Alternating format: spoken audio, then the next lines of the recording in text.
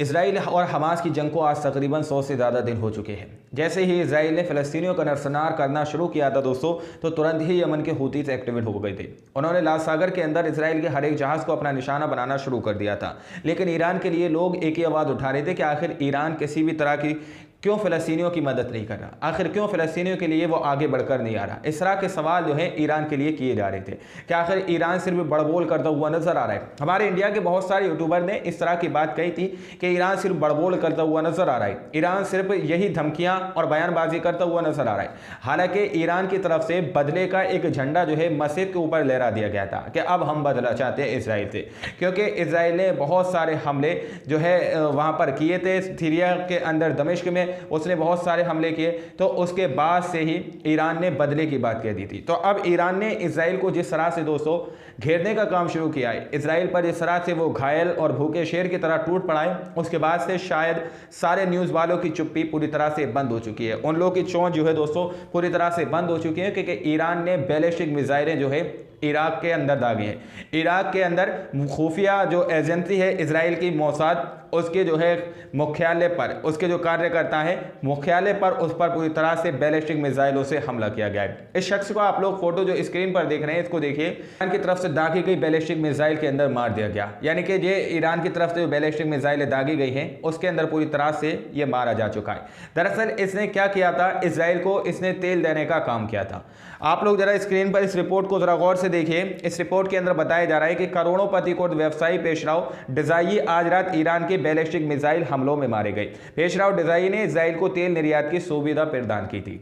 इन्होंने इसराइल को जो है तेल देने का काम किया था। जब से ये जंग छिड़ी है दोस्तों, तो जगह जगह से इसराइल का जो है पूरी तरह से बहिष्कार देखने को मिल रहा है। कोई ने तेल बंद कर दिया तो कोई ने गैस बंद कर दी। जो अपने आप को सही और सच्चे और कामिल ईमान वाले मानते हैं, कम से कम उन मुल्कों ने तो बड़ा योगदान दिया है। नंबर 1 पे हम यमन को रखेंगे, लेकिन अब ईरान भी खुलकर दोस्तों मैदान के अंदर आ चुका है। मैदान में आने के बाद उसने अपनी बैलिस्टिक मिसाइलों से इसराइल की खुफिया एजेंसी जो है मोसाद के मुख्यालय पर भयंकर उसने बैलिस्टिक मिसाइलों से हमला किया है। जी हाँ, जिससे इसराइल पूरी तरह से कांपता हुआ नजर आ रहा है। स्क्रीन पर इस रिपोर्ट को देखिए। ईरान ने इराक के एरबिल में इसराइली खुफिया मोसाद मुख्यालय को निशाना बनाते हुए कई बैलिस्टिक मिसाइलें दागी है।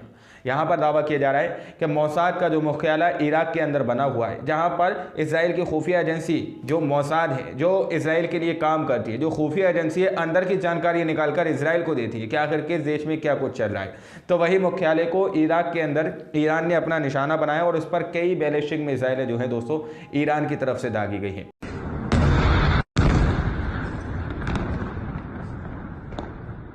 ईरान की तरफ से भयंकर कार्रवाई देखने के बाद बहुत सारे लोग हक्का बक्का रह गए, क्योंकि मैंने आप लोगों को बहुत सारी रिपोर्ट के अंदर बताया कि हिजबुल्लाह की तरफ से ये बयान दिया गया है कि हम खामोशी से अपना प्लान बनाते हैं और खामोशी से आगे बढ़ते हैं और फिर एक भयंकर प्रहार करते हैं। इसी तरह से ईरान ने भी किया, खामोशी से उन्होंने अपना प्लान बनाया, किसी भी तरह की कोई वार्निंग नहीं दी। जिस तरह से यमन के हूतीस ने कोई वार्निंग नहीं दी थी, लाल सागर के अंदर तुरंत वो आए और उन्होंने इसराइल के सारे जहाज़ों को अपना निशाना बनाना शुरू कर दिया। उसकी कई बंदरगाहों को पूरी तरह से सुनसान कर दिया, किसी भी बंदरगाह पर कोई भी जहाज नहीं जा रहा था। लेकिन अब दोस्तों ईरान भी भूखे और घायल शेर की तरह से इसराइल के ऊपर टूट पड़ा है। इसराइल के कई जो है खुफिया एजेंसी जो मोसाद उसके लिए काम करती है, उसके मुख्यालय पर निशाना बनाया है और कई लोग उसके अंदर मारे गए हैं। इस रिपोर्ट के अंदर दावा किया जा रहा है कि कुछ देर पहले ईरान के हमले में इसराइली मोसाद के 9 कार्यकर्ता मारे गए थे। दावा ये किया जा रहा है कि ईरान की तरफ से जो है मिसाइल बैलिस्टिक मिसाइलों से हमला किया है, उसमें इसराइल के मोसाद के जो 9 कार्यकर्ता पूरी तरह से ढेर हो गए। यानी कि इसराइल की खुफिया एजेंसी जो मोसाद है उसके अंदर काम करने वाले तकरीबन 9 कार्यकर्ता पूरी तरह से शहीद हो गए। ये एक बड़ा हमला ईरान की तरफ से है जो इसराइल पर किया गया है। यानी कि एक तरफ से यमन तो पूरी तरह से एक्टिव है, हिजबुल्लाह भी इसराइल पर हमले कर रहा है और यमन तो अमेरिका के कई जहाज़ों को अपना निशाना बना चुका है। वो रिपोर्टें हमसे मिस हो गई क्योंकि टाइम नहीं था, तो हम आप लोगों को नहीं बता पाए कि यमन के हूतीस ने किस तरह से जो है अमेरिका के बहुत सारी शिपों को निशाना बनाया, जिस पर 3 क्रूज मिसाइलें दागी गई थी अमेरिका के एक जहाज़ पर। एक मिसाइल अमेरिका की उस शिप पर गिरती है और उस शिप को पूरी तरह से धू धू करके जला देती है। वो खबर हो सकता है मैं आपको नेक्स्ट रिपोर्ट के अंदर बताऊंगा बहुत जल्दी। और वहीं पर दोस्तों इराक में अमेरिकी सेना पर बमबारी पर ईरान का बयान, यानी कि इराक के अंदर जो है अमेरिका की सेना पर भी भयंकर बमबारी की जा रही है। इस तरह का दावा रिपोर्ट के अंदर किया जा रहा है। आप लोग देखिए, दावा किया जा रहा है कि इराक में अमेरिकी सेना पर बमबारी पर ईरान का बयान, यानी कि ईरान ने यह बयान दिया कि जासूसी मुख्यालय यानी कि जो मोसाद मुख्यालय हैं इसराइल के जो खुफिया एजेंसी मोसाद है उसके मुख्यालय पर आरजीसी मिसाइल हमला और ईरानी विरोधी आतंकवादी समूहों का जमा बढ़ा।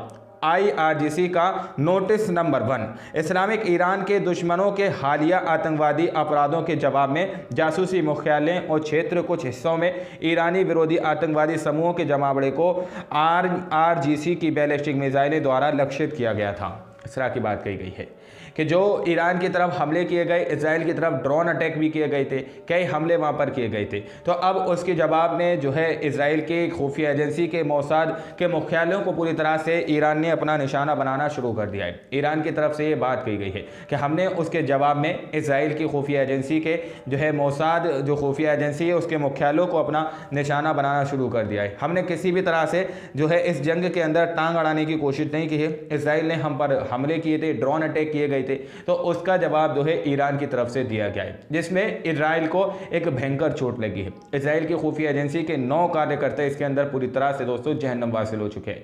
यानी कि गजा के अंदर तो इन लोगों को मुंह की खानी पड़ी थी। मैंने आपको पिछली रिपोर्ट के अंदर बताया था कि 36वीं डिवीजन जो है गजा को छोड़कर बाहर निकल चुकी है। 36वीं डिवीजन आज 36वीं डिवीजन गजा को छोड़कर पूरी तरह से बाहर निकल चुकी है। 35 डिवीजन पहले ही बाहर आ गई थी दोस्तों, और आज 36वीं डिवीजन भी गजा के अंदर से निकल चुकी है। सिर्फ और सिर्फ 3 डिवीजन जो है गजा के अंदर रह गई हैं। यानी कि गजा खाली होने का काम जो है शुरू हो चुका है। और उत्तरी इजराइल में हिजबुल्लाह के खिलाफ इजराइल अपनी IDF को तैनात करने के लिए उसने गजा को खाली कराया, लेकिन ईरान भी अब एक्टिव हो गया है। ईरान ने भी खुलकर हमले करना शुरू कर दिया है।